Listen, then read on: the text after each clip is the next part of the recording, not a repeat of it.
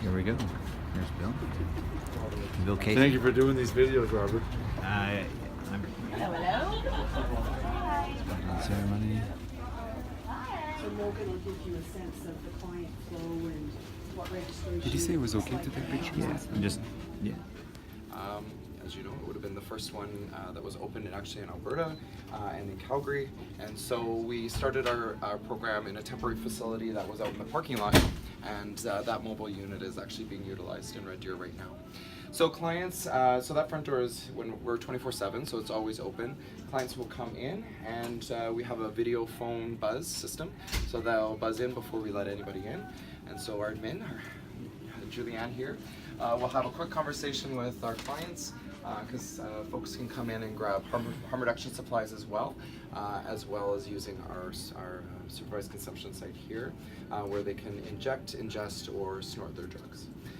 And so we go through, if they're a brand new client, we go through a patient consent form, go through all of our rules for the site, and they have to sign off on that, and then we'll get them a booth.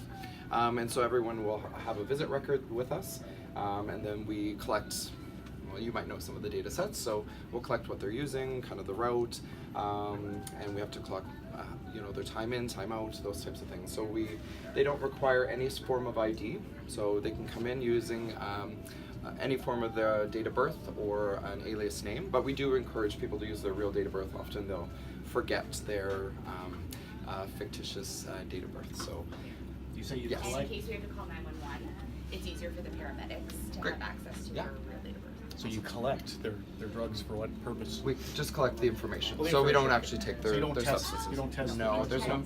there's no testing on site. Yeah, and so we typically see most commonly used drug here is methamphetamine, followed by fentanyl or other opioids as well. Yeah. And so once somebody's registered in, they go into the consumption area. So unless there's questions for this So process. clarify, the most common drug is meth, Yeah. and then fentanyl. Yeah. Not heroin with fentanyl, like active Well, I fentanyl. mean, they can describe it as heroin, whatnot, but I mean, most of the supply has fentanyl in it now. Did you provide the other services too, like the blood work, HIV or AIDS? Did you share So those? we have, so part of our Safeworks program includes an outreach program, and so that team is an enhanced public health team, and so they would do a lot of the testing if somebody requires it. So STI, HIV, Hep C testing, treatment, referrals to service happen within the building here as well, or within our program, and they can happen throughout the building. There's about 43 programs within this building, so that was one of the reasons why this site was chosen, along with other information that we know about this area. And so there's a lot of referrals to service and wraparound services that can happen here. Yeah. You may cover this, but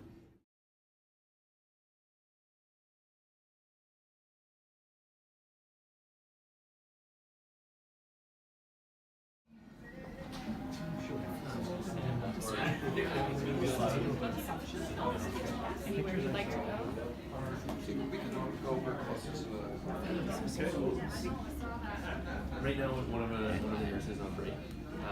There is always one person in consumption, one RN, the medical provider, and then depending on how busy Yeah, it is, so I'll we talk will about that and a little bit about our room. Actually, we will have a peer support worker or it's kind of like a gradient.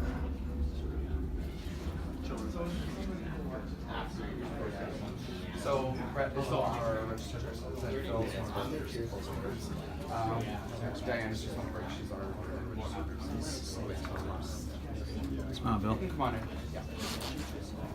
So Here we are in a as you safe can injection see, site. It's there actually our is, first safe injection site we've seen. Very impressive, and you can see the advantages it provides for safety of the people that use the system. And so we'll supervise consumption site in Calgary. And so there's a consult room here. So we generally have a peer support worker. We often will have a social worker, addictions counselor. We have a dietitian within our program, the first within the country, and so we have an evaluation coming out around that, because food insecurity is very common within the population, as well as housing. So we do get people connected with various different housing programs. We partner with many different community agencies, one being Alpha House, so they have a mobile response team that will transfer clients from our site, for example, to their shelter. And then the community paramedics, so they are a mobile unit as well, so they'll come here, they'll provide treatments, so they'll get antibiotic prescriptions, wound care, yeah, you name it. It's a great place for that kind of wraparound services. I think this is our 12th or 14th meeting, and the thing that comes up most often to me, which surprises me, is housing, as a key component of housing, mental illness, food, incarceration. These are the things, but housing is always right there as a sure indicative feature of drug abuse. Yep. Yeah, I think you can help people find housing. Is that what you? Absolutely. Yeah. Yeah, or I mean, immediate shelter if that's needed. These pieces really do impact drug use as well, and help support people in their addictions. And so we'll talk a little bit more about some of those successes that we've had within the space. Christy's got some excellent stories to share with us about what that looks like and how that's transpired here. Actually, it's I'm Nick Etches on the medical lead for the program. Housing, it's really good that you brought that up, especially in relation to methamphetamine use. More than half of the users of methamphetamine in Calgary report that they use methamphetamine because they have nowhere to sleep at night. And it's not safe for them to actually go to sleep because that's when they get assaulted, that's when they'll get robbed. And so they'll often use, and I have patients that will report this to me, you know, I'm up all night because I can't go to sleep, it's not safe, the only way I can stay up is to use meth. And then, you know, that's a very difficult situation for those people, so housing is definitely a primary determinant of drug use, and if we can intervene there and provide that assistance, that can often really change someone's drug use patterns. And on top of that, just, you know, not sleeping for sometimes it's 7 nights in a row is hugely contributing to that social disorder. I mean, think of how we feel after having 2 hours of sleep. If you compound that with 7 days and then methamphetamine use on top of that, it's, yeah, that's kind of a lot where the social disorder can really be precipitated in that situation too. Absolutely. So I guess a quick question before we, do you just want to look in the bathroom or before I lock it? Like I left it open so you guys can look see what the bathroom looks like. Sure. I mean, it's a bathroom.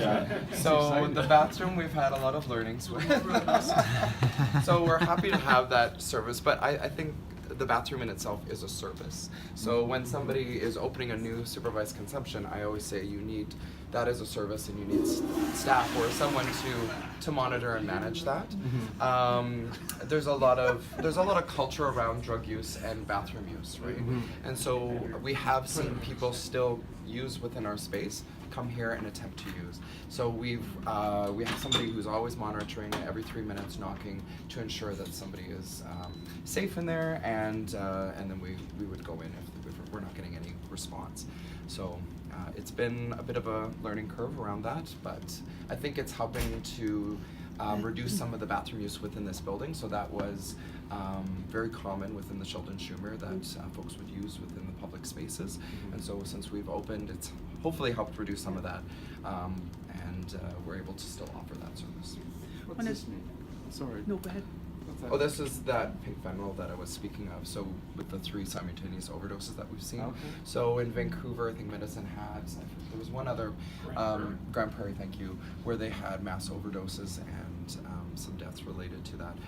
Very potent stuff. So we've seen that come through. We ask all of our clients who are stating they're using either fentanyl or some form of opioid, or even not, every client to make sure that they're aware of this information, so the nurses are a little bit more alert, so when they use, because it can happen very, very quickly, and we can talk about the presentations of some overdoses. Do you have the ability to test drugs to see what's in them? We don't test drugs on site at this time, so yeah. And I don't know if you want to speak to that. Should we? Yeah, let's. So we can go through the back way here, so that we can go directly upstairs. And we'll talk about security. Okay. Yeah. Yeah. Just about question about methamphetamine. So we need to find out